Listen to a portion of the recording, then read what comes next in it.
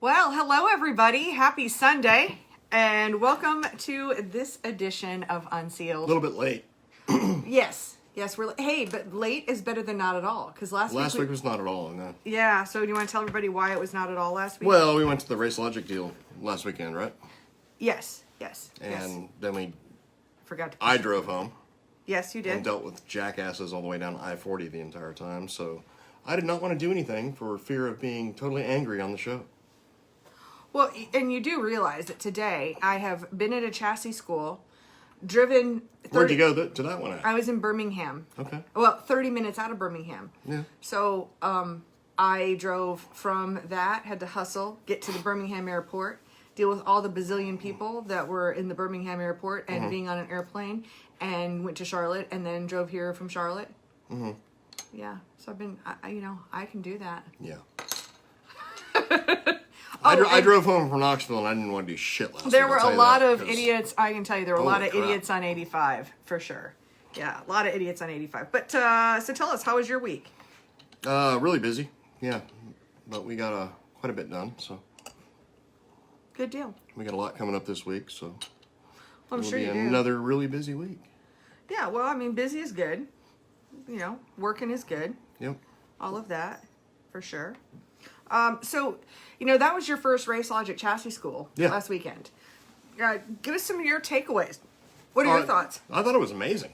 I mean, I've done this since I was 16 years old and started racing in 1986, dirt late models, and I've always raced dirt late models. I mean, of course, I've run some modified stuff and raced some street stock stuff and stuff for other people, but, I actually learned a lot, to be honest with you.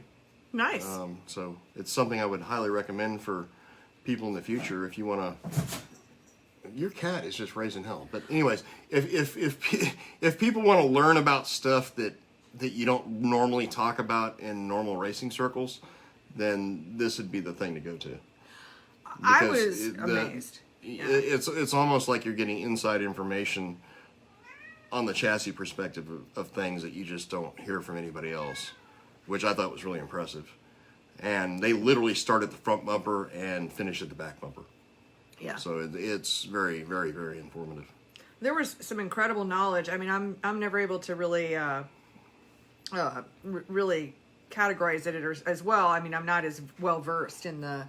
Well, what I thought was interesting is the way they tied it together, because you had Chip doing a bunch of stuff, and you had Chip Vineyard from CVR Race, and you had Dave Hammond, and you had Robbie Bilbrey, Bilbrey, and doing shock stuff and everything, and it was pretty interesting to me that like Matt Henderson was actually able to tie a lot of that together, and I hate to say it, but like kind of dumb it down to more of a driver's perspective on things. Well, it has to. And he really he kind of helped drive home a lot of the points that these guys were trying to make, and it's not that anybody talked over anybody's head by any means. I mean, I think they try to dumb it down to my level. When it comes to chassis, I'm certainly not a chassis guru or anything. But Matt was able to like tie it together from a driver standpoint as far as feel and as far as just things of that sort. I think that's in marketing, a lot of times we talk about features versus benefits. Yeah. So, you're drinking a beer that's in a glass bottle, and, well, okay. Like that's the selling point. Hey, we've got this chassis that's straight. Okay, all right, well, that's nice, but why should I care? It's the typical, and in marketing, we always say, well, to go from features to benefits is, well, so what? Right. So, okay, well, it's in a brown glass bottle, your beer is, and that's going to keep the sunlight from degrading the beer, blah, blah, blah. But like in a chassis, why does this matter? And I think that was where where Matt was able to step up. Yeah, Matt tied a lot of it together. Yeah, so I don't think that's dumbing it down. I think it's just presenting features versus benefits, and I thought that was pretty cool. Yep. Yeah. We got some folks. Stop touching my beer, by the way. Well, yeah, there's that. Yeah, I don't know. Okay. Well, sorry, I'm a little discombobulated. I literally haven't even taken off my coat. No, you literally just got home because I got here like 10 minutes ago. Dragged my bags in, set up the gear, and I haven't even taken off my coat. Yeah. Right. That's the way it is. All right, let's go to Scott's So you still got the corona on you from the airplane. Oh my God, stop. I was wearing a mask. Okay. Well, that'll save you. Yeah. You know, Kevlar, maybe. It puts me in my own bubble, I think. Let's see. So Scott's here from California. And homemade garlic French bread in the oven to go with homemade chowder with jumbo prawns on the stove. Let it rain, baby. I hear the garlic bread. I'm not so much on the seafood, so. I know. It's amazing that you're not being what you're originally from Santa Cruz. There, yeah. Cameron Goldsmith is here. Awesome. We missed you last week, Cameron. Derek is here. Derek McGrew, southbound and down. Race life for real. Awesome. Brian says he's deep fried a turkey in the shop along with working on the race car. We are trained professionals and adhered to strict social distancing. That is very good. Just like we all should at all times. I don't want to throw anybody under the bus, but there's been a whole lot less of I've not seen a whole lot of social distancing. It's so weird having spent the last what is it, almost a year at this point. Yeah. Where like in my own bubble, I have like my 3 people that I spend any time with, which is you and Tori and Alex. Yeah. Kind of it. And to be in an airport and to be on an airplane, like with all of those people was just super freaking weird. Yeah. Or to be on a bus and like you're just got people piled. I mean, tell you what, I was ready to throw some elbows at some point. Just be careful with your spittle towards me. Okay. Because do you need me to put my mask back on? You might need to put your mask on because you have been like in a germ tube. For I know. I definitely need to go through like a whole contamination. I've got some sanitizer over here. Actually, my FK Rod-Ins hand sanitizer over here. Well, if you eat sanitizer, you'll be all right. There's that. I do have garlic that's fermented in honey. Just eat a lot of that. Totally disinfect everything. It's a total natural antibiotic. Yeah, totally. Let's see here. We have, oh goodness, lots of things here. And all the things? Or lots of people. So Chris says the class was amazing. So glad I was able to be there in the room. So much information made simple. I totally agree. I mean, the sad thing is I'm there filming these, so all I'm thinking about is cameras, angles. Did we get, are we getting the sound? Is everybody on microphone? Yeah, I mean, like honestly, like last weekend, you didn't get to probably listen to a lot of it because you were like constantly running around doing the things. Yeah. So capturing it because you do post all this online. We sell it for Racelogic. That's what I'm saying. Mm-hmm. But I mean, you do that part for Racelogic, and you post it all online. So your main concern, other than when you're doing your half hour, my 15 minutes of safety. Yeah. Safety is making sure everything's actually turning out right. Yeah. So you probably don't get to listen to a lot of it. Where fortunately, I was able to actually listen to it and participate a little bit. Hopefully next year I'll be able to do a little bit more. But now that I kind of have an idea of how this thing rolls, then I'll be more prepared next year than what I was this year. Yeah, and that's what the thing is about these Racelogic Chassis Schools, because this is going to be. I was in Nashville, I was in Atlanta, and those I just did I'd show up, do my 15 minutes. Then I did street stock last year. Yep. And filmed it. This year I've been to the crate class, which is number 4. The number 5 was this past weekend in Birmingham. And then in February, actually Valentine's Day weekend, I'm going to Nebraska and we're doing an IMCA stock car class. Yeah. What's been amazing to me is having been at especially the crate late model class with the street stock class back to back, several of the same instructors, that how much of that information translates from one to the other. Oh, yeah. That's been really, really phenomenal. I'm looking forward to kind of pulling some new products from that, some new information. Wasn't able to do separate interviews or anything at this last one. We were just pretty cool. Scrambled for time. I see John saying hello. Chris Peavy. I just saw the Peavies this weekend on I-85 in Greenville. Almost home. Awesome. Chris says, oh, by the way, I'm the guy who asked about the E85X fire suppression abilities with the fire bottle. Okay. Our local track has still decided to outlaw it, even after we put forth the information gained from the class. Thanks for the knowledge from everyone involved. That's unfortunate. It's really become a theme that I'm seeing and I'm not really sure what to do about it, but, several of these rules are made when they don't have all of the information available, which is pretty incredible. I don't know what to do about it. It's not because I just want to sell something. I think we want to have rules that make sense. Well, unfortunately, it's like most promoters, rather than... this has been a theme ever since I started racing. So you've got the way to actually save race car drivers money, or the way to actually progress the sport, and then you've got like, oh, you're taking that away from me. I am making I'm a fidgeter. Yeah. And then you've got, you know, the one or two guys who run 23rd and 24th who pretty much dictate how the rules end up turning out. And essentially that's what it comes down to, and which is really kind of sad. Well, I want to say that part of it is our fault as well. I don't want to just throw it off on promoters. I think part of it, you know, why, like Crate Insider, why we've been able to be successful with a video is because there was just such a, nobody else was doing it. So, you know, you can look up fire suppression, which is how, for instance, how I got in with Racelogic. Yeah. I'd done a video on it, but that was after seeing somebody get burned up, doing a little bit of research, me reading white papers, getting connected with Fire Bottle, and making a video about it.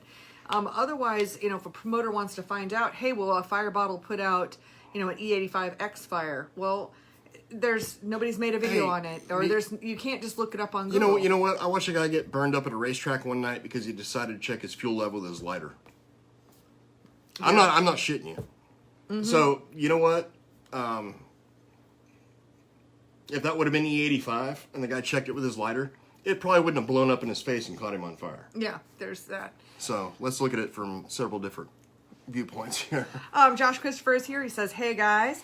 Vaughn Stone. I actually met Vaughn this weekend. He came from Oregon all the way to Alabama. Now, he is the guy who invented those pit lights. You know, those pit lights. He actually has a patent on it. It's been copied. You know, everybody copies them. Oh, them jackasses. I don't know. We are not. No, we're not going to. I know. Whatever the name of that business is, they copied it and called it something else. Yeah, I know. Yeah. Yep. Vaughn and I talked about that. Yeah, so they're a bunch of hacks. So Vaughn and I will be talking a little bit more. In fact, they're the ones that sell the 84-pound valve springs for like $300.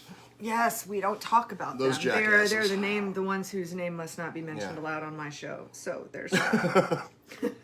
Because that would give them press, and I don't want to. Well, I'm not going to mention their name because they're not worth mentioning. I'm just saying they copied the shit. Give me problems because they're a bunch of freaking. Well, and interestingly enough, I mean, Vaughn and I are talking. I don't think he's going to mind, but that I mentioned this. But he's run into that problem where people think that they're buying the legit thing.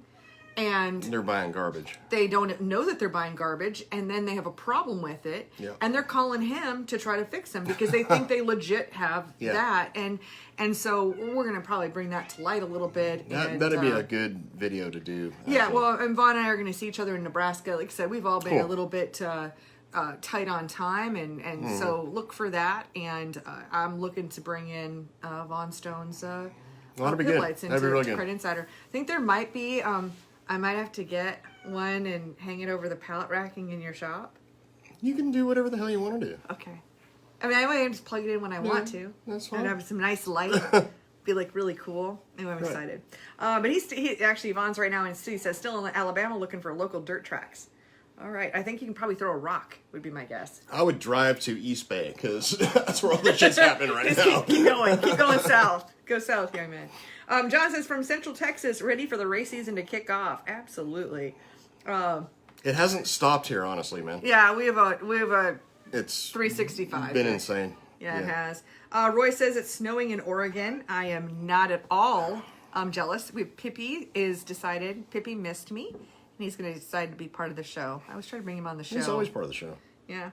Roy says Racelogic schools give huge amounts of info. You're so right. So right. Cameron says, sorry I missed the show last week. Actually, Cameron, there was no... I'm Pippi. What are you doing? Cameron, there was no show last week because we were driving back from Tennessee. But it looks like Cameron was in Volusia Motor Speedway past 3 days at Alltech. Witnessed one of the most impressive races by one single person I've ever seen in my entire life. Congratulations, Kyle Larson. Oh, absolutely. I heard about that today because Alex was watching it with Blake and those guys last night. So he was telling me about it today that Kyle won that race. Yeah, he's a machine by 15 almost seconds. 16 seconds. Unfreaking believable. Wow. So it shows you what can happen when you get a driver and a crew chief and a car all in sync. So yeah, true. Very much so. That's actually what Alex and I were talking about on the way back. Dennis Garris is here, Andy's dad. Yep. Hello. Derek says, tell the name.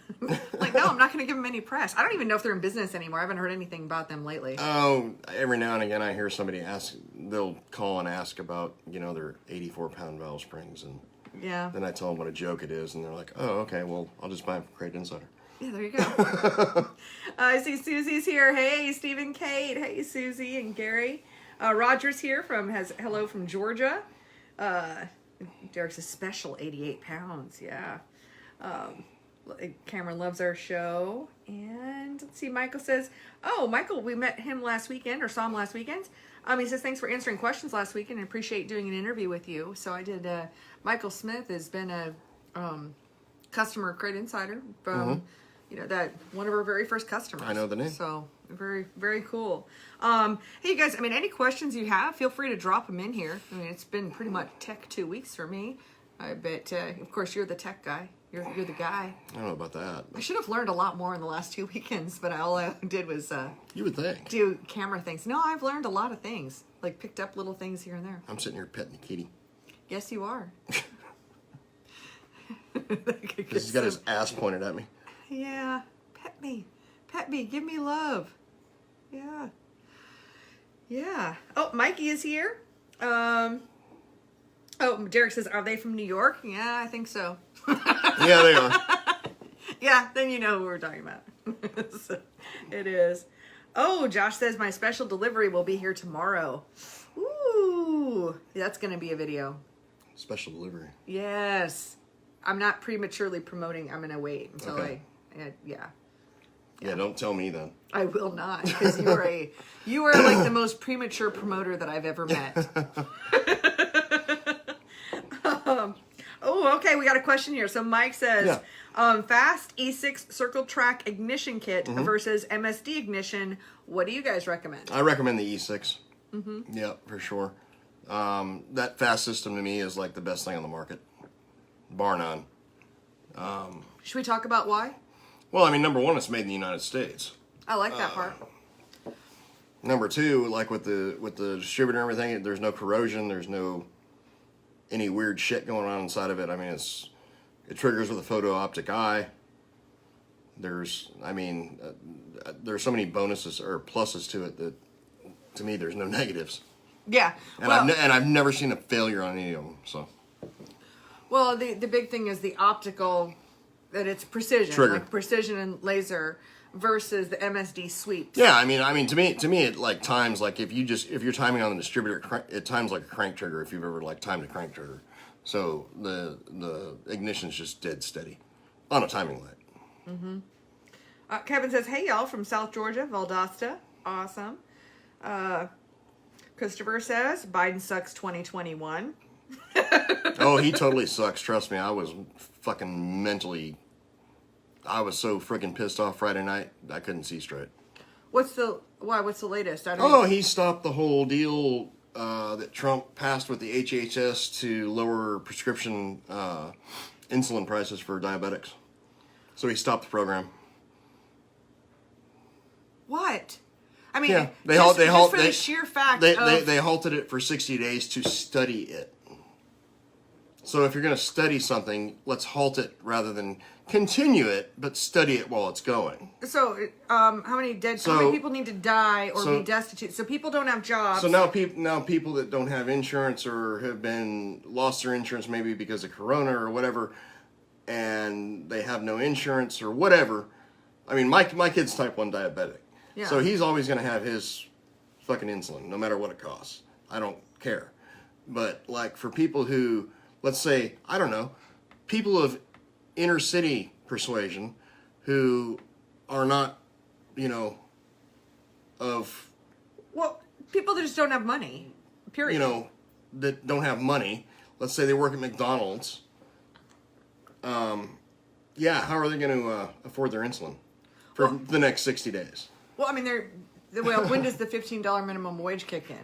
Because maybe that's supposed to handle it? I don't know, because they're going to get fired once that happens anyway. So and they'll be replaced by robots. It's totally screwed. Anyways, he's a fucking jackass. Yeah, just for the sheer point. Yeah, that tells me that pharmaceutical companies paid him off. Pharmaceuticals won. Well, pharmaceuticals, that's who owns the Democratic Party is Big Pharma. So there you go. That is terrible and incredibly irresponsible. Yep. Wow. Josh says fast is 100% more reliable on all of our open motors. Yep.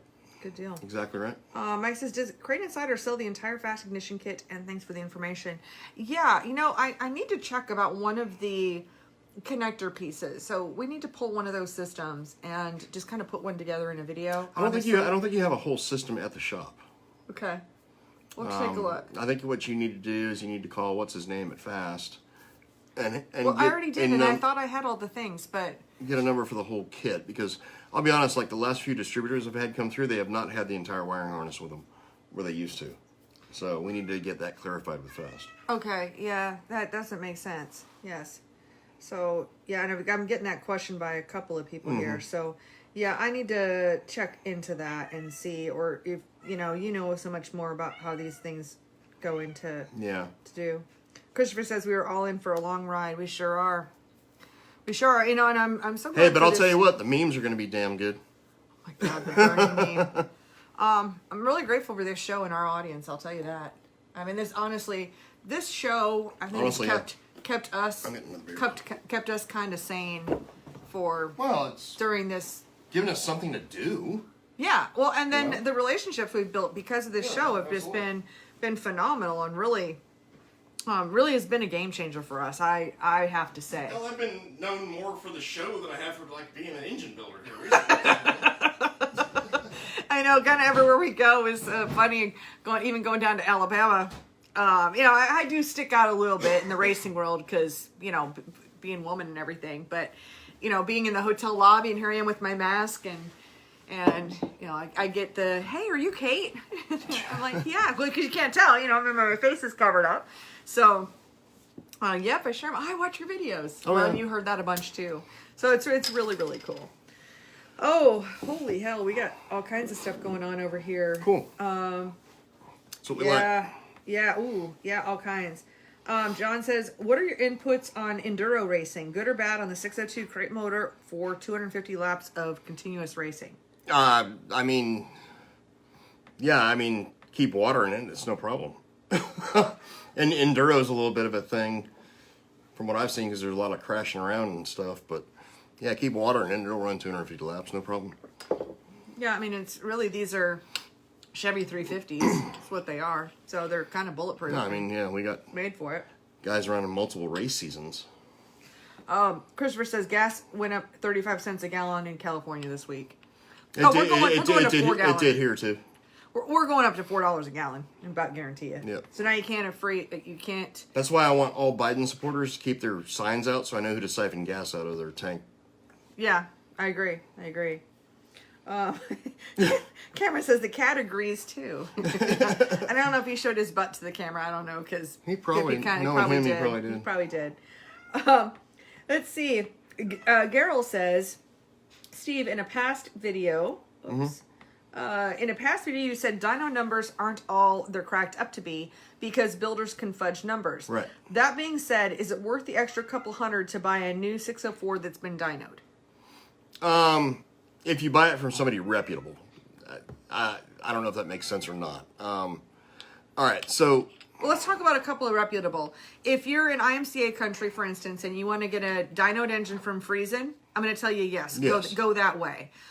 If you decide because you're not allowed to get into them anyway. Right. If you're in the Northeast and you want to go with the dynoed engine from Pace, I'm going to say go for that. But if somebody's going to tell you, hey, we're going to dyno your engine and it's just Joe Blow builder, unless I know who you're talking about, I don't know. I mean, that's what I was going to get at. Yeah, and I was actually going to bring up those two sources. So yeah, if you're going to buy one from, again, if you're in the Midwest or the East Coast or West Coast or something like that, yeah, I would definitely go through somebody like Friesen because they have such a track record of doing. They dyno so many of those new engines out of the box, it's ridiculous. If you see a black flash, it's cat's ass or tail. Yes, they have such a. He just wants attention. Oh, come here, Pippi. He wants attention only so that he can. So I would definitely deal with somebody like Friesen Chevrolet in Nebraska. again, like out here in our area, I mean, like Pace sells to like a bunch of guys who are resellers who then dyno the engines and stuff like that. But I don't know, man. Just deal directly with Pace. Yeah. So if you're a dirt car, you can do dirt car too. Deal Pace. directly with Pace. Dawn. Deal with Dawn there at Pace. If you're just going to buy a bone stock out of the box deal that you want dynoed, don't buy it from a reseller who's then going to mark it up and then charge you to dyno it and do all this crazy shit. Just buy it directly from Pace is what I'm getting at. You know, if you're wanting a bone stock out of the box deal. I don't do any of that stuff. I don't sell bone stock out of the box stuff because the last one I sold, which was about 5 years ago, blew up in the fucking dyno. Mm-hmm. So I don't mess with that shit. We take everyone apart out of the box and go that route. Christopher says steel went up 45% this week in California. Steel went up like scrap or new? I don't know if you're going to tell us, Christopher, is that scrap or new? Because scrap could be good. You can make a couple. I mean, scrap. Yeah, if scrap's gone up, I need to sell a bunch of shit because I got like tons of blowed up crate shit to sell. Yeah. Let's see. Do you have to use a fast distributor with a fast box? No. No, you don't. Use an MSD box. There are certain boxes that do not work with a fast distributor. I think it's the 6AL, I think, does, or the 6ALN. Yeah, but I mean, there's a couple that don't. So there has to be a little bit of a...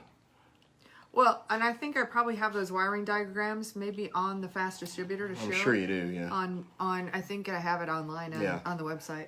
But right there are several boxes that work with the fast distributor, so you can trigger one with a MSD. Yeah. Kevin says, what about Speedway? Probably for the dyno thing. I don't know. I don't know, honestly. Speedway's just, they've been around forever, so... Yeah. Maybe. If you're IMCA, maybe. Maybe. I don't know. It's not a company I deal with. Oh, Christopher and Erica both are telling us that new steel is going up the 45%. Oh, new? Yeah. Yeah. Because Kevin says when gas goes up, so does metal. Yeah, so does everything. Well, everything goes up, because... Now shipping's going to go up. The first idea is let's do away with the XL pipeline. Because, we're going to save the environment. But then in order to get that oil from Canada to the United States, now we have to truck it. So that's going to save the environment because we have to emit more ozone depleting or frickin' greenhouse gases to truck shit rather than like shove it through a pipeline. Okay. I do have to address this because I come from the green design stuff. So what I just want people to be aware of is what we call greenwashing. And one of those, like greenwashing, one of them would be like, oh, we're not going to have gas-powered cars anymore. Now we're going to go with electric. Well, yeah, you plug it in the wall, and where does the electricity come from? A coal-fired power plant, right? Well, another one is like, ooh, I want to have sustainable products in my home. So I'm going to go with bamboo, because bamboo, man, bamboo floors, bamboo can grow like 5 feet a day or whatever it is. Yeah, except for... it's done in China and has to come over on a barge or in a container. And how much fuel are you using? When it comes down to it, it's always good to ask the questions. And I do ask these questions. And when I think about certain things about Made in USA, and I want to understand that, like, where the difference is. I am all about American jobs and doing American things. At the same time, if you tell me that this sweatshirt is made in America, okay, well, that means it was sewn here. Okay, well, where did the fabric come from? Where was if I'm wearing something cotton, where was the cotton grown? And when you look at what we call embodied energy in all of the different materials, I understand we have a global thing and that some things are just not available in the United States, and we do the best we can. But this idea of just really, literally painting it a different color is pretty much what we're talking about when we take this and now we're going to do this over here, and it just makes people feel good because it's not in their backyard. Well, that is the most selfish, it is really the most narcissistic, selfish American thing to do. Again. That we don't, gosh, I don't want it happening here. Again, we've, to use some Trumpisms, we've got a nice, beautiful pipeline. Yeah. That we can put oil through and won't cause any environmental disasters. But yet, we're going to like truck things from Canada or truck oil from Canada to Texas, okay? in trucks that crash on roadways every day and also use a bunch of, fuel to do that trucking, which therefore the exhaust goes up into the atmosphere. And,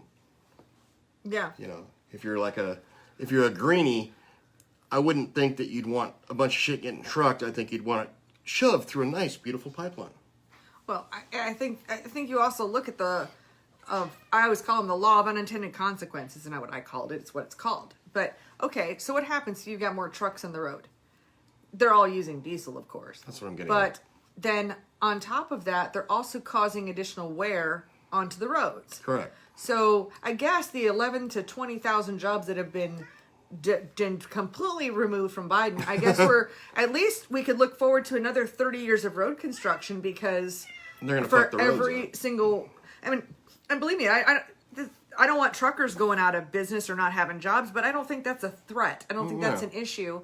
I think we have far more of a bottleneck in transportation right now. I don't think you probably build trucks fast enough. Right. Okay, let's see here. We've got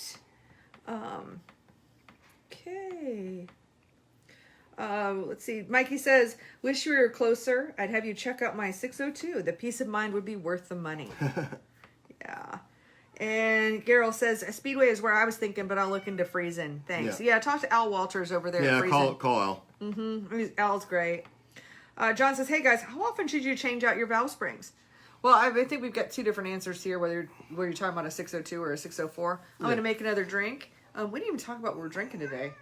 Oh, I'm just drinking Natural Light because I have them left over from 2 weeks ago. Yeah, and I'm having I've had a Bloody Mary at the airport today. Do you know that Charles Barkley has his own vodka? I saw that on your post today. I would not have done that. I am today years old when I learned that Charles Barkley had his own vodka. Oh. I tried it, and it was that Bloody Mary was actually really good, different, a little different. Anyway, so now I'm drinking Chiladas, which is like Bloody Mary with beer. So I'm going to make another one. All right, go for it. And talk about valve springs. Oh, the valve spring How thing? often to change valve springs. Yeah, so like 602s, they're a little bit more sensitive to the springs than what the 604s are. So on the 602s, I would probably change them about, me personally, if you're running like 20 lap features every week, I'd probably change them about every 3 to 4 races. Or at least check them after every 3 to 4 races as compared to new springs. Just replace the ones that need to be replaced, not every single one randomly. As far as, because I mean, it's hard to find really good 602 springs. And I mean, you can do that. You can buy your own sets. You don't have to buy like, the match set. You can buy your own and essentially do it yourself. But as far as the 604s, I would go right now. GM changed spring manufacturers, so basically PAC is making the new springs for GM. And I would probably, we don't have a track record on these new ones yet. I would assume that they're going to be better than what the blue ones were. So I would probably change them randomly in 10 races right now. And just kind of compare them to the new ones that you get.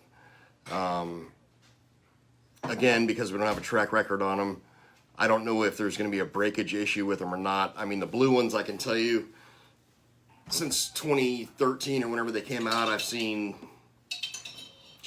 probably 8 broken ones. So it's not a common thing to have happen, but you don't want to be the guy with the broken spring. So I would certainly still check them after every race. 602s, same thing there. I would still check I've never seen a broken 602 spring, but I've seen them go weak pretty quick. So I would definitely be checking them after every race. Other than that, 525s, they use the same exact springs as 604, so I would adhere to the same schedule as what we do on a 604. We're only talking you're turning them a couple hundred RPM more, so it's not a big deal. With a lighter valve, so there's not a. To me, I'd still change them about at the same rate as a 604. What is that? Oh. Well, because I needed a More little beer.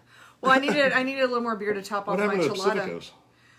Well, you were already drinking Natural Light. I didn't know if you wanted to mix and okay. match or not. So it's mostly Pacifico, and then I just topped it off with a little That bit is of just Natural Light. really weird. I don't know. It was already a concoction. It's already got 5 other ingredients in it. It'll be fine. There's actually, I have another question for you. Nobody's asking this. Well, nobody's asking it on the show, but when we talk about how often to change, something that's come up in conversations that I've had for the last couple of weeks, we've been selling a ton of gear oil. I mean, you've been shipping it out. Oh, yeah. Selling a lot of gear oil. You're out of 3060 completely. I have a pallet coming. Okay. Anyway. You better order a bunch more damn boxes, which you better do. Okay. Well, I told you to do that a couple weeks ago, but not to get pallets of them because we didn't have room for them. Okay. Because when I've got 35 or 40 engines on the floor and you've got like half the shop taken up with your stuff, then there's no room for pallets of boxes. Okay. All right. I forgot. Anyway, the question being, how often to change your gear oil? I'll be honest, with the Daytona 1 3060 that we run, I don't think we changed it all year. No, you didn't, especially the first year. And I remember Buck coming to the shop and getting samples of, because you're going to get that little bit of sludge at the edges, and that he got some samples to see what it was like. Yeah, we didn't change it. We just kept filtering it and putting it back in. Yeah. And I mean, of course, you're going to lose some no matter what you do, so you continually have to add a little bit here and there. Right. To get the right oil level, but we never changed it per se. Well, I mean, I was talking to some racers this week, and one racer was telling me he changes his gear oil after every 3 races. I was like, dude, you absolutely don't have to do that. Well, I mean, if you're using the right gear oil, you don't. Right. Years and years ago, I mean, back when we were running, like, let's say Kendall gear oil in old stock car products, quick change rear ends, we were changing the gear oil every race because you'd burn it up. Yeah. So well, and that's what I was saying with the 3060, that it's built for this. It's built for way more than what we do to it. I'll put it that way. Yeah. So it's good to know. Without revealing all Buck's secrets. Right. Christopher says China wants to be the powerhouse of the world, just like Hitler. Agreed. Oh yeah. Yeah. And that China won the U.S. election with Biden. They absolutely did. Yeah, well, that's what I'm waiting on. I'm waiting on, like, no trade restrictions from China. Here's what's crazy is the tariffs hit. January 1st is when tariffs hit. And it's raised all the prices of all these things coming from China, which is, a double-edged sword kind of thing. The problem is that the things that we don't make here in the United States. Hush up, Pippi. I know, Pippi is so helping with the show today. You're not answering any questions. You're not asking any. Come on, all you're doing is complaining. Mm-hmm. Oh, and I even have I've got other people messaging me with China puppet stuff. That's a whole other group there.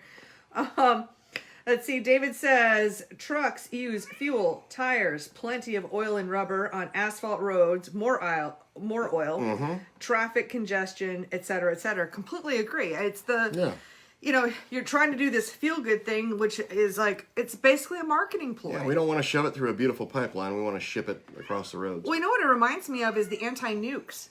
Because I actually do support nuclear power. I mean, anything can go bad. I mean, water can kill you. You can drown in it. You can drink too much of it, right? So no matter how great something is, there's always the converse of whatever the great thing is. But any of the rest of it, I just see all of this as a marketing experiment, is all it is. And people feeling good about stupid stuff because they don't see it in their backyard or what have you. And it's ridiculous. It's ridiculous. All right, so we got more questions here. And okay. Josh says, has anyone heard anything about the bill that was out there involving motorsports? Yeah, Do Nothing McConnell did not a damn thing to make sure that this even went through Congress. Now we have no chance. And any more Green Deal legislation buries our whole industry. Clearly, they didn't care about the big thing. Maybe they won't care enough about us, but they actually won't even realize that we exist. I think now is a really good time for us to be telling our stories, you guys. I do lots of videos, but now is a good time to figure out how to get rid of Mitch McConnell. Well, does it even matter? He doesn't even matter anymore. He'll matter again in 2 years. Well, yeah. So. No, but the RPM Act, had that gone through, we could all be sitting here secure and just watch the world around us. Truth is, our entire industry is one bill away from being completely eliminated, and we need to. As is the gun industry. Oh, yeah. That's pretty horrific. I see Brandon is here. He's saying hey to us. Brandon Marshall. Terry says, that's what we need, more beer. Yeah, we do. We do. Yeah. Always. Yeah, we need to bring the kegerator back here. I went to get it today and my truck wouldn't start, so I got to go get it back tomorrow. Or this week.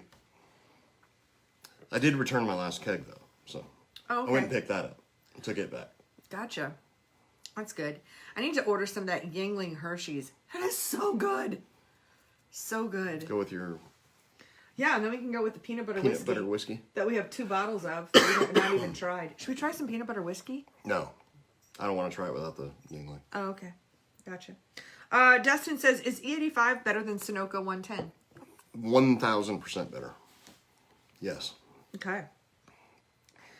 Steve Peden is here. We of course saw him last weekend. Oh, yeah.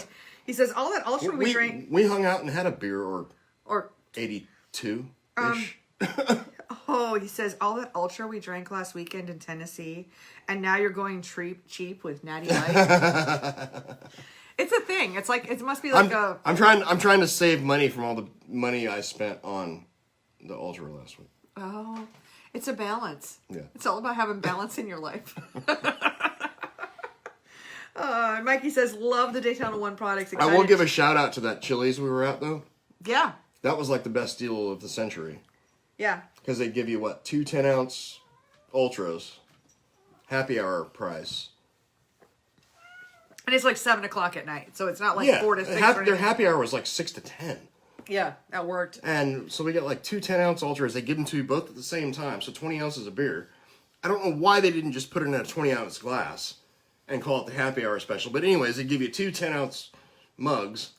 Marketing. And how many? I have no idea how many rounds of that shit we drank. A few. 9 or 10 rounds, probably. It was a few, and then you guys went out on. I know Peden couldn't spell his own name by the time we were done. Wow. All right. Mikey says, love the Daytona 1 products. Excited to use the new crate oil. Yeah, I've got some of that coming. I'm excited about it too. Be good. John says, I've heard to change it every 4 races using 15W50 Mobile 1. The gear oil, probably. I've heard to change it every 4 races using 15W50 Mobile 1. The gear oil. Well, 1550 is like a motor oil. I don't know. I don't think they have a 1550 gear oil. Oh, John, go ahead and drop in your answer to that and what you're talking about with. I mean, you're talking about regular oil or. I've heard of guys qualifying with motor oil in the rear end. I wouldn't recommend even doing that, but. Mm-hmm. Oh, Kevin says they've hit the flooring industry hard with tariffs. Yeah. Yeah, they've hit my Burromax pit bikes with tariffs. That's why we had to raise the price on that. Right. Really sad. Okay, Clayton says, what do you consider the best motor oil for a 604? Well, we've got our Norman, then we've got our new one coming out. Oh, and I mean, I'll just go ahead and say it here on the show for the first time. It's going to be the Daytona 1 1040. It's a 1540, isn't it? Or 540? 540. Yeah, I think it's 540. I think it's a 540. Anyways, it's a badass son of a bitch. And you've dynoed it, which is, you've dyno tested it, and that's dynoed why... it back to back with the clots. It beats clots. Yep, so we're going to go with that as our power-wise. And anything Daytona 1 is going to protect what you got. So, he's got that it'd be a 540. And then his 1030, I think. Well, he also has a break-in oil. Yeah, that's the 1550. Okay. I'm going to have the break-in oil. 1540 or whatever it is. Well, I'll have the break-in oil, and I'll have the crate oil. And it's all badass shit. Yeah. It's fantastic. Now, it's going to be in limited supply. I mean, they're not a giant oil producer, so it's going to be, like a limited. So I'm still going to be a Klotz fan. I'm still going to be a Schaefer's fan. So. Yeah, absolutely. Chuck says, question, if I run my 604 on alcohol, give me suggestions on jetting for a 750 carb, non-sanctioned track, and will I need a 15 PSI fuel pump? I have no clue on jetting because it depends on the carburetor you own and what's been done to the main body and what's been done to the metering blocks and emulsion bleeds and air bleeds and blah, blah, blah, blah, blah. So jetting is a loaded question.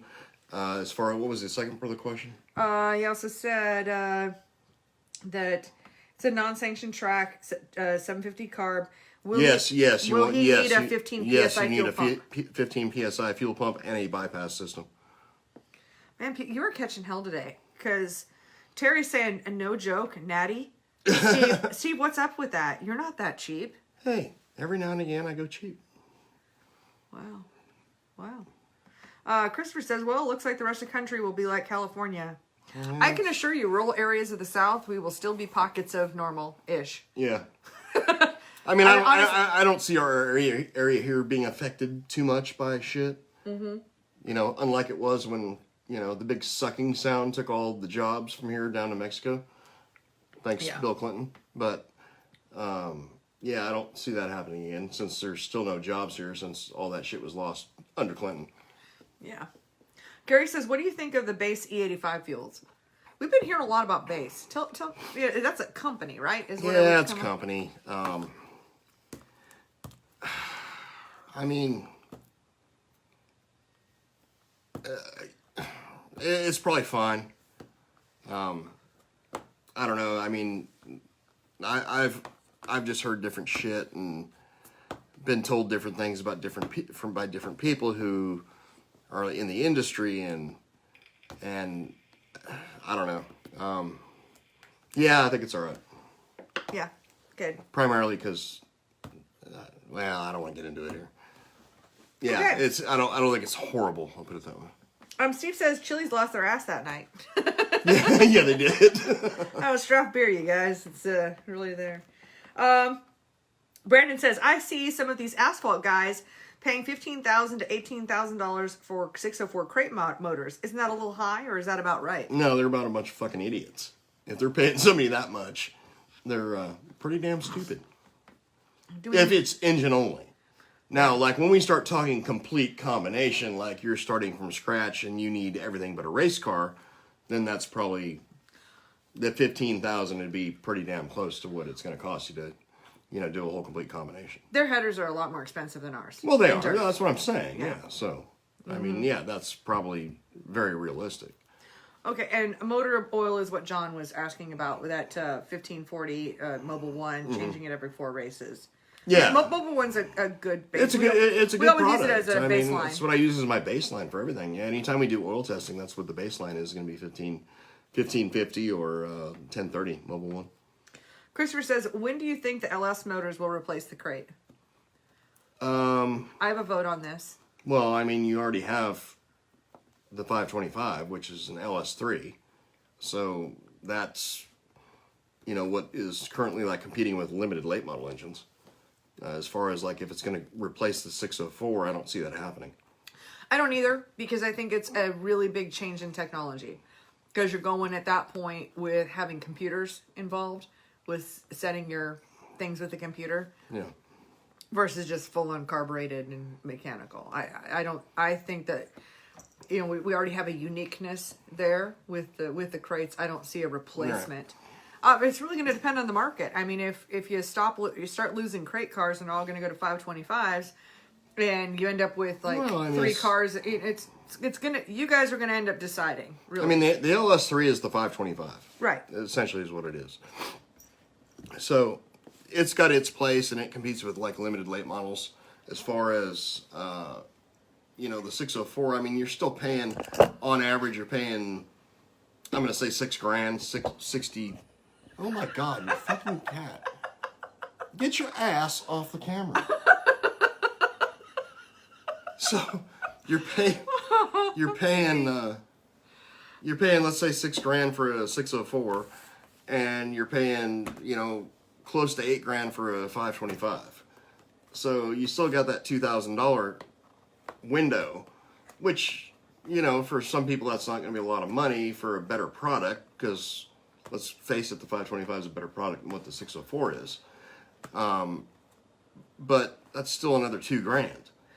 Well, so, but it's not just another $2,000. But that's also the difference between essentially the 604 and the 602.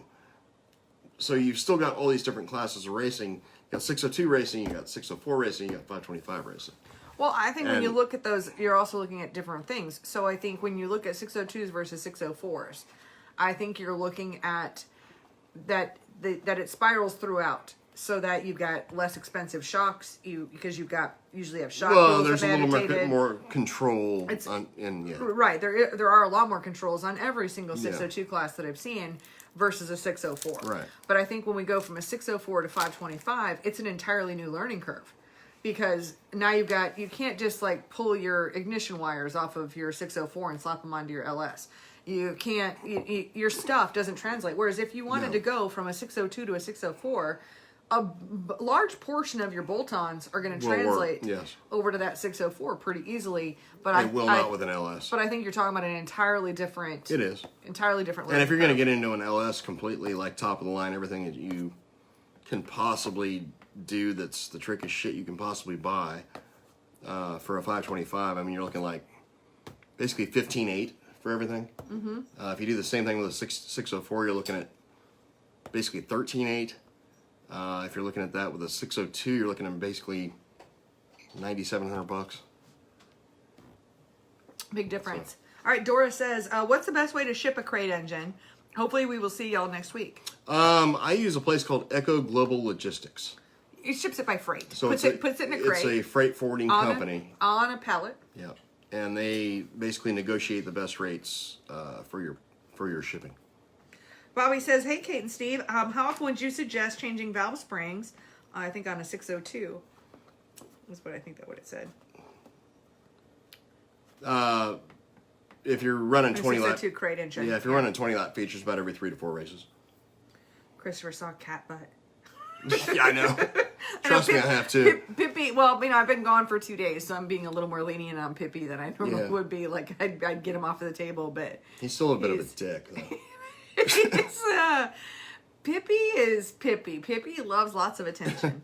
All right. Chuck says, how do you like pen grade oil in a crate? 10W30 or 10W40? I'm not a fan. There you go. At all. Robert says, what is max timing on a 602 using D98 VP? I wouldn't go over 34 without being on dyno. 34 is always safe. Don't go over 34 unless you're on a dyno and you can actually make sure you're not detonating. Usually, anything over 34 on a 602, you're going to detonate, especially on something like a 98 octane. Yeah. Yeah, we talk about fuel a lot on this. It's a fast burn chamber, so. Yeah. Well, fast burn. I mean, that's the fast burn heads. But what do you mean by a fast burn chamber? Combustion chamber. Okay. And why do you call it a fast burn? I mean, it's just because that's what it is. I mean, that's the name of it. It's a fast burn chamber. So. Okay. Versus what's a not? I'm gonna say like I don't know, a 72 freaking double hump head. Oh, okay. There's nothing you're gonna know what the hell. Yeah, I don't know any of those. Like, yeah, I don't know any of those things. I was trying to learn something here today. Yeah. Yeah. I mean, I know that's what it's called, but I didn't know if it was actually describing the action or if it was the action. Okay. All right. Fast burn versus slow burn. Mm-hmm. Yeah. Different reasons for different things. Okay. All right. Keep asking us questions. Anything exciting coming up for you, Steve? Just a lot of work this week. We got, I got like a bunch of motors to be done this week scheduled coming up and some dynos at the end of the week. So yeah, it'll be another busy week. Oh yeah. Yeah, same here. I have to order boxes for one. That I told you about like 3 weeks ago. So if you order an item like as big as a cigarette pack and it comes in a 16 by 16 by 16 box, that's what we got to ship with. Not my fault. Okay. Yeah, I'm gonna see my shipping bills skyrocket. Why? What do you want to go full Amazon over here? Full Amazon. That's how Amazon ships their shit in. Oh my god, I got like a shoebox size box in the hallway, which I know has an SD card in it, and well, that's what. Really let's get real. That's why shipping prices went out of sight is because of fucking Amazon. It is, and then they're shipping out packages probably for $2, right? And we're paying $20, right? You know, it's but that's why dimensional weight came in, where the Correct. size of a box is more important. That's why everybody's shipping went out of sight was because of Amazon. Oh yeah, and they're still getting this killer deal, and I get it, but I don't know. Christopher says, Steve, you need to come out to the Pettit Shootout this year and drive it. I'm sure you'll have a ride for it. Yeah, I actually have a couple buddies of mine out there that would actually give me a ride for it. Be good. And I would love to do that. I think it'd be fun as shit because I haven't raced in California since. God, when was the last time I went there and raced? You moved here in '95, so it would have 94. been no, it would have been 90. Well, I have some '93 races for you. Last time I raced here would have been 96 or 7, I think. Oh, so you went back out there? Yeah, after you moved? I stayed there and went to Australia. Oh, okay. I stayed with Bobby Scott. Pippi, out of the camera. Come on. Just come on, Pippi. Pippi does not care. Sorry, guys. Pippi. What a dick. I know. What are you doing? Anyway, you were going to Australia. Yeah, I was going to Australia and I stopped there and then I raced my friend Bert Reed's oatmeal modified at Antioch. Actually finished 4th that night. Good deal. Okay, let's see. Somebody asked, how far are you out on right now on building 604s? 9 weeks. 9 weeks. I wish it wasn't 9 weeks, but it's 9 weeks. Alton says, Steve, did you enjoy the road? I've had engines on, like one of the engines we got coming up this week. I've had literally on order for 8 weeks. I'm doing one for Mac McCarter. So like he drives a CVR car. He finished 2nd down there in friggin' Volusia this last weekend. And so like his will be done this coming week. We'll be dynoing him I think this coming Friday. But his has been on order for like 8 weeks. So. Well, a question: Are you getting Bronson's zipper motor back? It actually finally arrived on Friday late. I was actually gone. I was gone, and my brother messaged me and said it actually showed up. Should we talk about why we call it the zipper motor? It's called the zipper motor because, let's see, Bronson's had that engine since 2014. And he's won over, I think, $150,000 with that engine. And every time he wins with it, it gets tore apart. Yeah. So at some point, to the ground. Steve's like, why don't, at some point, hey, racing series, can we just put a zipper on this? I mean, it's, and I know, they're going to tear it apart. I mean, it's legit. I mean, that's why you race for those series is because they actually tear shit apart to make sure everything's legal. And every time. But yeah, this poor little engine here has been apart so many times, I think the bolt holes are wore out. We replace the bolts, actually. I mean, every time we replace the head bolts and shit like that every time it gets torn apart. But the holes that the head bolts screw into are going to be wore out here before long. Wow. Okay. And you know what? He won't sell the damn thing because every time he races with it, he wins. Yeah. So Alton is asking, Steve, did you enjoy the Red Oak beer? I have not tried it yet, just because like last weekend we were gone to Tennessee and did not get home till late. So it's still in the fridge at the shop. Next Sunday is probably going to be an issue as far as trying it. No. Unless you're back in time. I should be back. If she's back in time, I'm going to bring it next Sunday is what my plan was. And then I'll be trying it here on the show for the first time. Ooh. And I do appreciate you bringing that. That's badass. Little taste test, beer taste testing. Absolutely. That's so our show. So I love red beers. So this will be a good deal. Yeah, we could have gone with like Uncapped as a name of our show instead of Unsealed. Uncapped rather than Unsealed. Same deal. Chuck says Amazon sucks with shipping and boxing items. This is coming from a mailman. Yeah, we agree. I would imagine. I see Brian is here. He says, thanks, Kate and Steve, all you do for Racelogic. Of course, I was with Brian this weekend. Yeah, absolutely. He's the founder of Racelogic, does a phenomenal job. I mean, the team he brings together. Great. Absolutely. Well, the team he brings together is so incredible. Like I said, the first one I went to was last weekend. I thought it was freaking awesome. I learned shit there that I thought I already knew. I mean, you know how shit goes. I mean, you think you know a lot. Yeah. And then you listen to people who actually know way more than you do.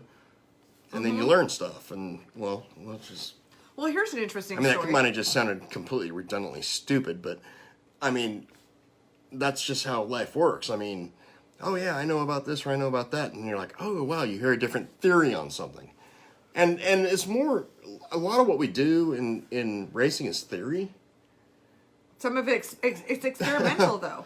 It is. It's having an idea and let's try it, and either it works or it doesn't work. Exactly. So you hear about the way somebody else tries something, and then it works, and then it clicks at, oh, shit, that's a freaking damn good idea. Yeah. I'm going to try that. And then, that's how you learn stuff. So. Well, and the truth is... Or expand upon what you know is what I'm getting at. Well, what's so exciting about racing and racing technology is there's no end. I mean, it's more like a doctor in a practice. There's never achievement of being done, because there's always something new to try or learn or experiment with. But here's an interesting story. So I'm sure you've heard that even before any of this year, I'd heard the name Robbie Bilbrey before. Yeah. I'd heard that name. It's floated around. I didn't really know. We've all heard his name.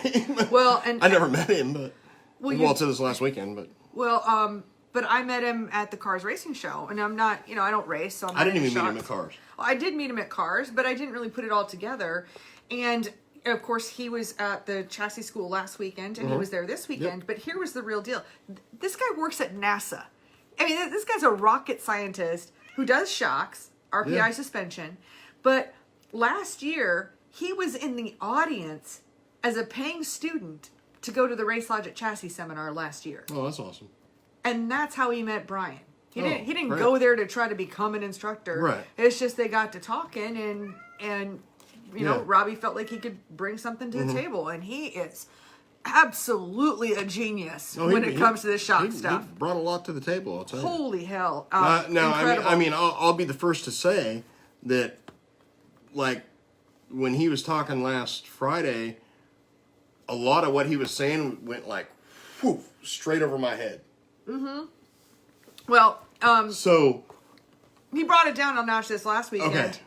So and made it more approachable. I'm not a dummy when it comes to shock stuff. Oh, I'm a total zero when it comes to any of that. But I would, if he'll dumb it down just a little bit for, he's got one hell of a damn deal there. So. What I thought was really cool, he also showed me some pistons, and we did just a quick 3 minutes or something, so I'll probably pull that across separate because he was passing them around, but he explained these different pistons and what they do, hey, this one has holes here, so it's a linear shock, and this one's digressive because what you want is this or the stack. And, so I'm going to pull that across separately there, but he was very informative. Oh, incredible. Absolutely incredible. And always such a great experience with Racelogic. Oh, absolutely. Always for sure. All right, Derek says, how about the matched rocker arms for a 602? A company from MU was advertising them. I don't know if that okay. No. We're going to go hard no on that one. No, that's a hard no. Yeah, hard no. Hard no is like my New York, is what he was saying. There was a company from New York that was advertising matching rocker arms.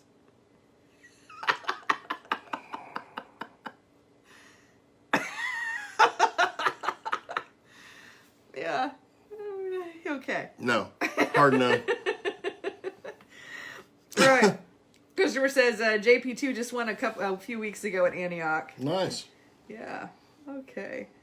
And Mitch says, I like how you guys treat all questions like quality questions. Well, all our questions are quality questions, regardless if you're asking about valve springs or you're asking about beer. To us, this is what this show is all about. Well, I mean, it's let's go back to our chassis deal last week at the Racelogic School. The one thing that everybody said that was there, who was actually what do you call it? Instructor, is there's no such thing as a stupid question. No. And honestly, there's not. I mean, I'll answer the same damn question 100,000 times in a row and answer it the same damn way, because even though it's asked every time and I'm sitting there in the back of my mind going, fuck, not again, it's still not a stupid question, because if you're asking it, you don't know what the answer is. So it doesn't bother me. Questions don't bother me. What bothers me is people who ask questions and then answer it themselves with some stupid, ignorant bullshit. No, you know what actually angers you is when somebody asks you a question, you give them the answer, and then they argue with you. I think essentially that's them answering it with their own stupid bullshit that's inside their head, where they ask the question because they don't know the answer, and then they end up solving the riddle themselves, and I just agree with them. Well, I don't mean solving it, but I mean, if they say, hey, Steve, what's better, Sunoco 110 or X85, you're like, well, X85. Well, But, can't the 110, I mean, it would do this, and they're trying to make a case for whatever's the opposite of what you answer. No. That happens all the time. And that didn't happen here. No. I'm just trying to think of a question, but you get those all the time, and at some point, I'm like, if somebody asks me what the answer is, I give it to them, and if they want to argue, then I'm like, dude, you do you. You know? That's where I'm at with that. But no, there's no such thing as a stupid question. Yeah, no, not at all. There's plenty of stupid answers, but there's not such a thing as a stupid question. Yeah, I agree. We had another one on here. Kevin says, did y'all see Lake City All-Tech race? Kyle wore them out. I did not watch it. I didn't watch it. Alex did. I saw the aftermath. Yeah. Ooh, speaking of... It was kind of like the aftermath of the fucking what's his name fight last night. I heard... Conor McGregor getting his ass handed to him in the second round. So Alex was telling me about that too, and then he showed me the meme where there's there's a Conor McGregor meme going around where he's like on the ground with Bernie Sanders with hugging him. The Bernie meme with the mittens. Yeah. Oh my god. Steve says, I agree, dumb it down guy is super smart and had a lot to thrown off. Glad it was recorded to be able to go back and watch it again. Oh yeah. That's I think that's part of why we just kind of really upped the whole quality, because now we know that it's not you have to learn this now. If you're dumbfounded by this information or need to look at your own car, then having this recorded version, I think we're just bringing so much more value to the table. Plus, I'll tell you what I love about this whole thing is it gives me all the reason in the world to buy more camera stuff. There's that, yeah. Oh! I love it. Christopher says, does the cat poop in the house? Well, in his box. In his box. Yeah. Oh, Michael says that's called an asshole. Asshole. Asshole. I got it. Yeah. The guy that asks a question and argues with you. That's an asshole. Absolutely. Yeah. I've got zero to no patience for that. I don't either. I don't. I don't either. Man, I don't know how long we've been on. I don't know if it says or anything. Yeah. I'm gonna go have a cigarette though, so you keep talking. Yeah. I'll be right back. Oh, Christopher says he meant the floor. No, the cat does not poop on the floor. No, he doesn't poop on the floor. No, he's really... I poop on the floor. Yeah. That's, maybe you shouldn't drink natural lights anymore. All right, well, I have Steve here, so if you have any questions for me, I am more than happy to answer them. Oh, Kevin says, 57 minutes. Okay, so we're right at about an hour, Steve. Yeah, I think I'm about ready for spring. Let's see. Chris says, I'm going to have to ask you about Chris, I'll get back to your question here when Steve comes back, for sure. And so we're, right at an hour, and we'll wrap this up, when he gets back here. But I see this DQ question. I'll get that to that in a moment. I don't know they have a lot of announcements. I'm just kind of nose to the grindstone. But what he was saying, he wasn't sure if I'd be around, but I'll be back. I am flying to Florida next Thursday evening, and I am going down there so I can buy a car actually from Brandon Ford, and I'm driving it back. So I'll be back. But I'll probably go to the beach at Tampa. I need a little mini vacay, even if it's just an afternoon. But I do love to travel, so it doesn't bother me at all. And Kevin says, thank you all. Enjoy your stuff. Well, thank you so much. I appreciate all of you being here. And I'm just less of the technical. Hurry up. I'm almost done. Keep talking. Oh, okay. Yeah, well, I can keep talking. I have to pee outside too. Oh, and Steve said he peed outside too. There's no part of that surprises me. My cat's more well behaved or has better bathroom manners than Steve does. Yeah. Well, it is what it is. So there's that. Yeah, but we really love to see you guys keeping us informed about what's going on in your parts of the country as well. Christopher says, Steve, I've been there back in the Budweiser days. Woo-hoo. Yeah, pooping on the floor. Yeah. Yeah, I want to thank you all for being here. I want to definitely get to this question. Hey, Steve, I'm going to yell it at you. Can you hear me? Okay, Chris. Chris says, Paige was DQ'd for install spring height at Volusia. That's correct. I heard it was a minimal amount. Oops. 14 thousandths. Okay, I heard it was a minimal amount. How much does the installed rate or installed height change the rate? The exact amount was like 14 thousandths. I don't know. I'd have to measure it. Okay. As far as like the rate change. But I mean, it would be a performance advantage. Or is it just like the rules are the rules because the rules are the rules because of the rules? Yes. Yeah. So. Gotcha. To me, you look at like my guys. Matter of fact, like when Owens won that 15K race at Bulls Gap, and he got tore down completely.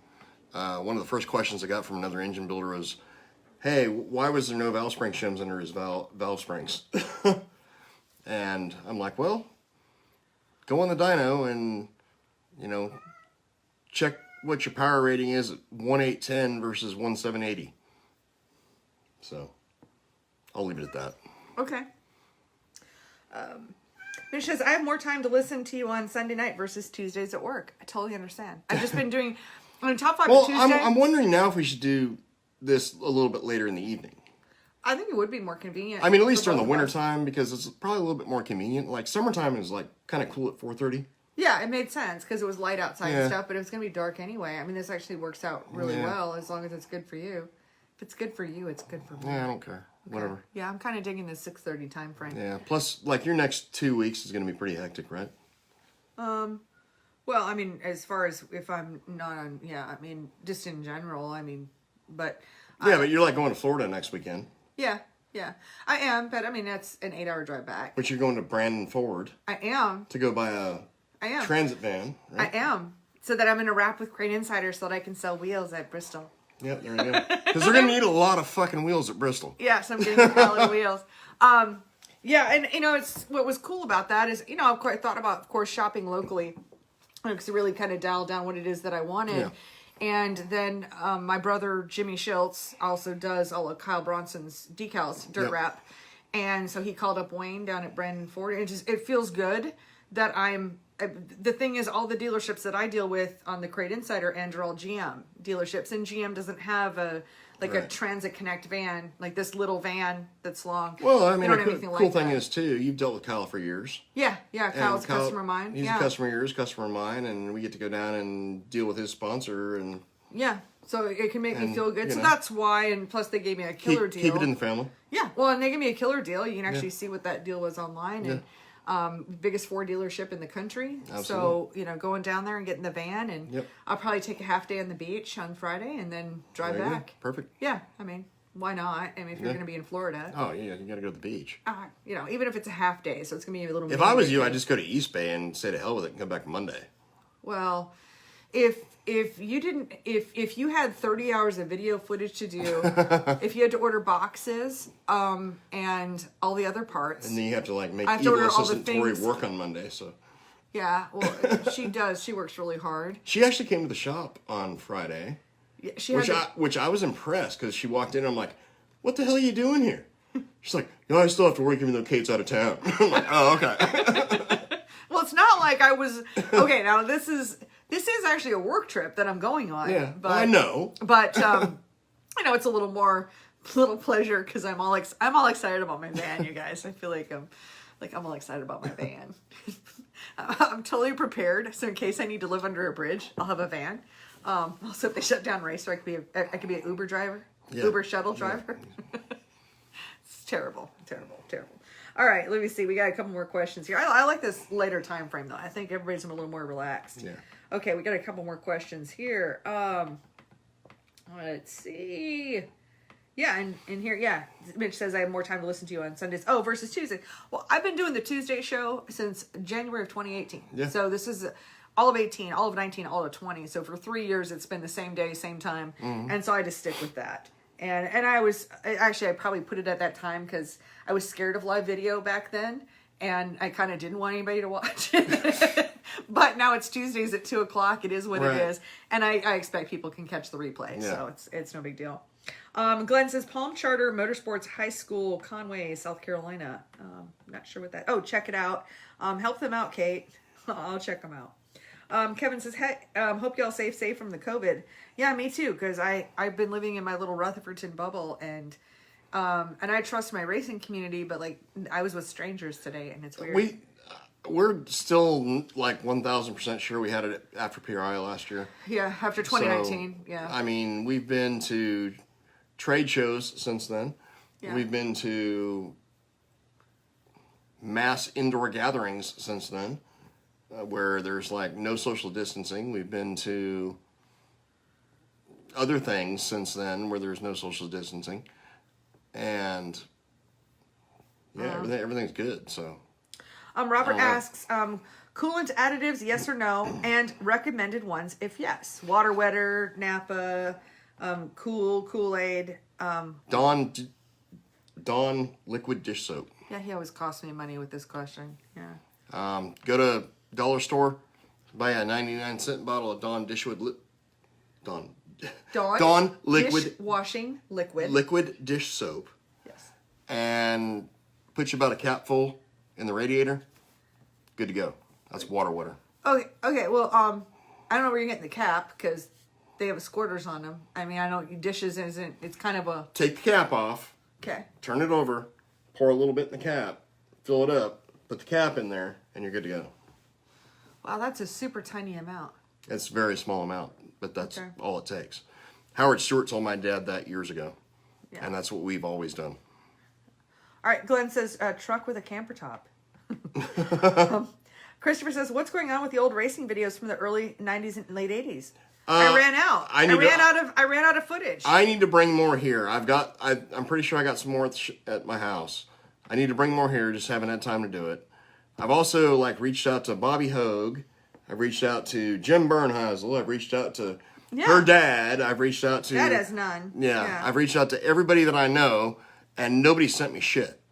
So if anybody will send me videotapes, we will digitize them, put them on that channel for free, send you your tapes back. Mm-hmm. Yeah. So please do that if you want to see old racing videotapes. Sean says, wow, from race school back home, Kate is a champ. Thank you. I'm just kind of hardcore about stuff. Yes. Robert says, wow, never knew that. Thank you. So that was our tip for the day. And Mitch says the Dawn dish soap is with straight water, correct? No antifreeze? Correct. Straight water, distilled water. Yeah, distilled water. And preferably distilled water, yeah.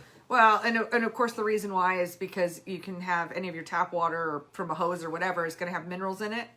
And that can definitely have some issues with going through the different metal components. And it does that thing, that osmosis thing. What the heck's it called? Yeah. I can't remember what it's called, but it's a something. And do you use antifreeze? You never use antifreeze. No, I don't use antifreeze. No. Now, we also don't live up north. So, well, no, but we don't race this time of the year up north. So...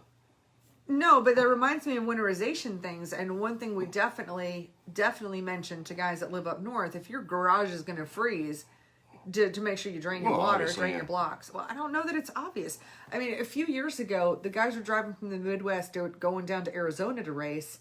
And I guess it was pretty fine in Iowa and stuff, but they went over the mountains over in Denver. Driving in freezing weather. They're driving in freezing weather. It came down there, had a whole bunch of cracked blocks.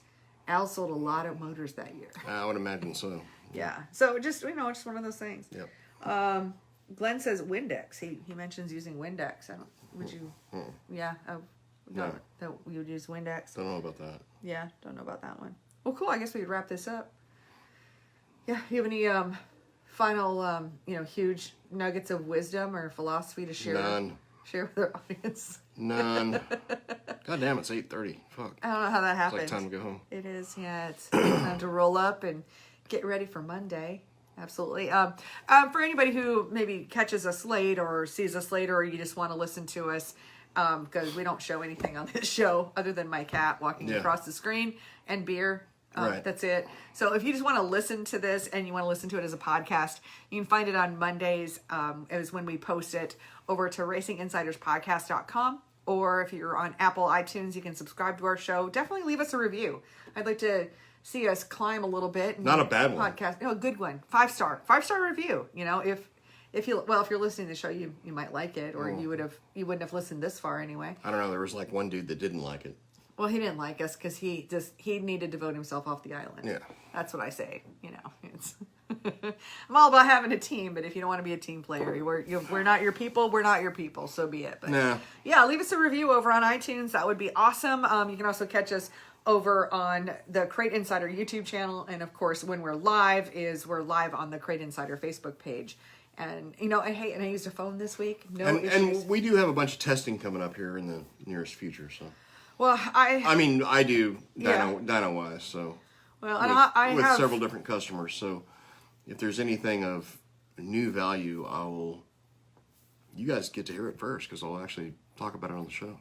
Well, and I have a lot of new products coming up as well, and those are there's just a process that we go through to vet the products and then get the products and if I'm going to make videos about the products. So there's some exciting things I try to really learn and vet and make sure I don't keep secrets well, so like pretty much everything I know, everybody else on here is going to know. So. Oh, he can't keep a secret. No, I mean, not so for shit. Now if you call me and say, don't say anything to anybody, then later on when it's public, then Steve's like, oh wow, did you hear this? Yeah, I heard about that.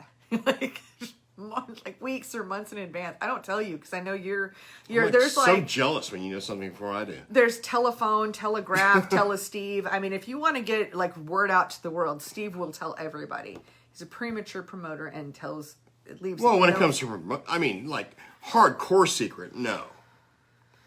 Like, if like somebody comes to me and like, I'm gay, don't tell anybody. I'm not going to tell anybody. No, what's going to happen? You're going to show up here and go, oh my God, Kate. So, I'm going to tell you who's gay. I'm not going to tell anybody else. I was sworn to secrecy. I was sworn to secrecy that I wouldn't tell anybody. So I got to tell you this. Right. Yeah, obviously. Oh my But I know God. you're not going to tell nobody. Oh my God. Mitch says they had a dirt race here in Iowa in November. Unheard of for them. Yeah, Holy crap. kidding. Glenn says check out Lakeview Speedway in South Carolina and Dillon Speedway in South Carolina. I mean, aren't those asphalt tracks? Lakeview? I don't know. Lakeview, no, they're dirt. I've heard of them both, but Yeah, I have too. But I thought dirt and yeah. Oh, Scott says okay, 5 stars. All right, he's in. All right, well, so we will wrap that up. And I want to say thank you so much for all of you for being here. Thank you for being part of the show. This is a lot of fun for us. And, and I learned some things. I always learn something on this show too. So thank you for being here. Thank you for being part of the show. And we'll look forward to seeing you next week. That's the plan. That's the plan. All right, so y'all have a great week and we'll see you soon. Bye.